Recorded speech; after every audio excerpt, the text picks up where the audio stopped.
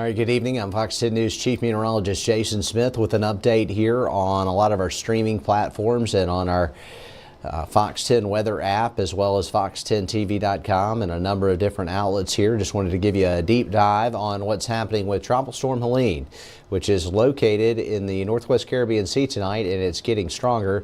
We're in Storm Tracker alert mode here on Fox 10 News because we are going to see a hurricane crossing the eastern Gulf of Mexico this week. It could be a major hurricane, a very large one, but it may be just to the east of our forecast area with the more significant impacts. But we could see dangerous rip currents across our part of the Gulf Coast. And if we look at that beach forecast, you can see the readings, rip current risk very high Thursday and Friday.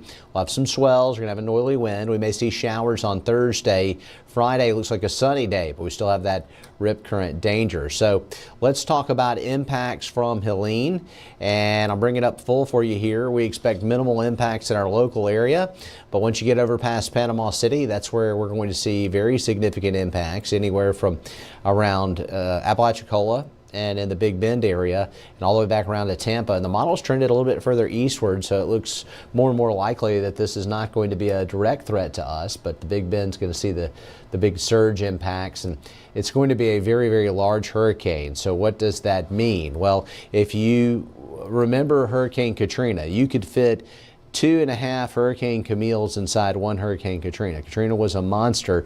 This storm's going to be in the 90th percentile, so it's going to be a very large tropical system compared to what we normally see.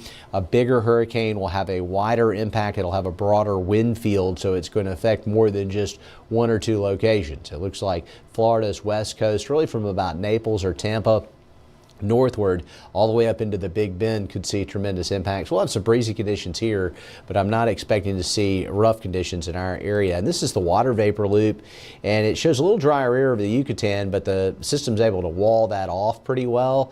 It's in an area where we have favorable upper level winds, and so there's not going to be a lot to slow this thing down. In fact, it's most likely going to strengthen as we go through the into the week here, at least through Wednesday into Thursday. There's a huge upper level ridge that's going to be sitting over the Gulf. It'll be a light wind shear environment. There's high oceanic heat content, and with an upper trough approaching, it's going to get a little baroclinic boost too. So it's got the green light for rapid intensification, unfortunately. Helene is a 60-mile-per-hour tropical storm. It is moving to the west-northwest at 12. This is the 7 o'clock advisory. Pressure is 991 millibars, so it has deepened 4 millibars from the last advisory. And as the pressure falls, normally the winds go up. This thing's getting its act together very quickly, and it's just to the southeast of Cozumel. It may come pretty close to the Yucatan as a Category 1 hurricane, and then it will begin to swerve and move more to the right and track more northerly and northeasterly as it crosses the Gulf of Mexico.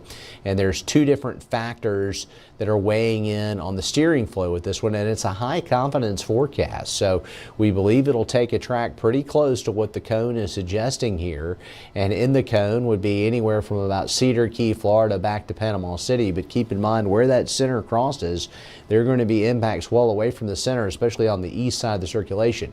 We're on the west side of the circulation, so we're not going to see the big impacts here. And these models are showing different outcomes from Port St. Joe and Cape San Blas all the way over into the Big Bend area around St. Mark's and Steinhatchee area. So, this thing is going to have a big impact on a sparsely populated portion of the Panhandle coast. There are not a lot of beach houses and things once you get past St. George's Island.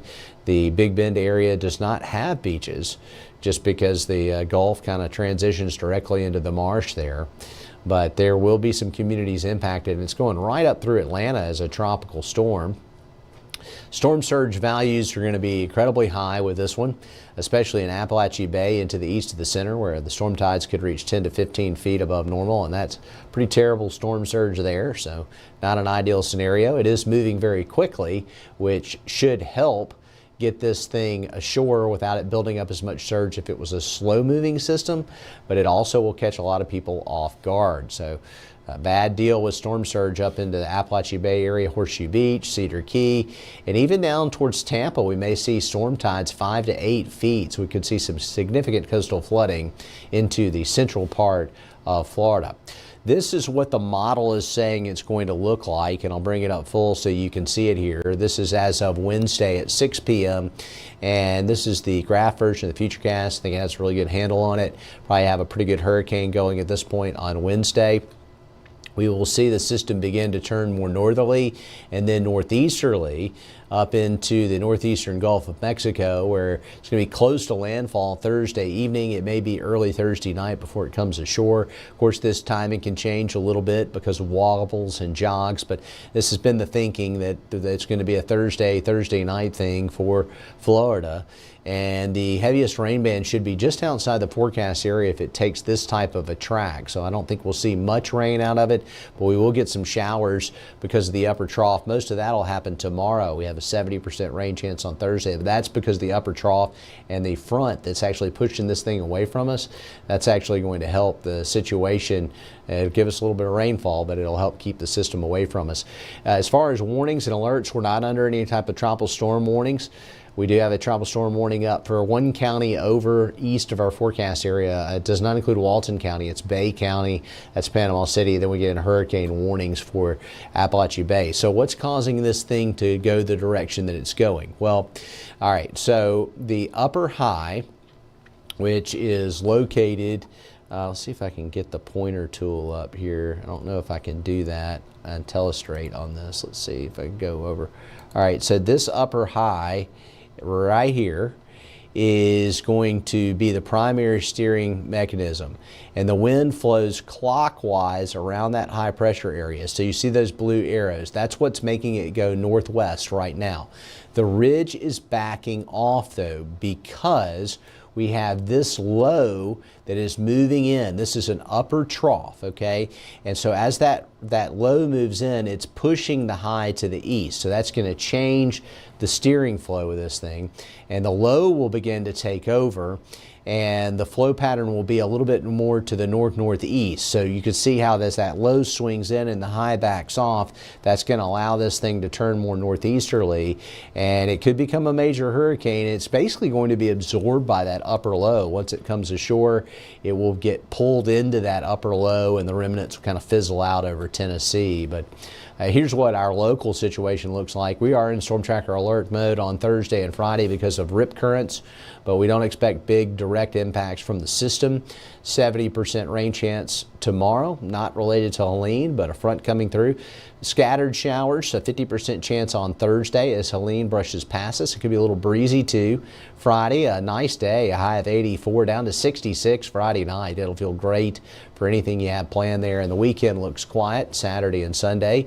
No rain around, and highs in the mid to upper 80s. So that's an update on Helene. We'll keep watching on Fox 10 News. I'll also have updates on our Fox 10 weather app and more updates to come as Helene continues to intensify as it's crossing the Gulf of Mexico. Thanks for joining us here on our digital platforms.